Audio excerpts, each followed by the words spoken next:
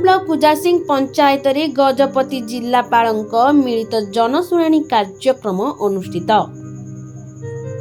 गजपति जिला गुम्मा ब्लॉक अंतर्गत पूजासिंह पंचायत सम्मिलनी कक्ष रे जिल्लापालक मिलित जनशुणाणी कार्यक्रम अनुष्ठित हो जाइछि। जिल्लापाल विजय कुमार दास मोट 160टी अभियोगर शुणाणी करथिले।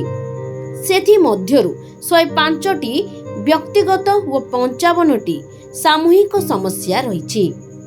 सेथि मध्यरु 7टी अभियोगर तुरंत समाधान करा जाइथिला।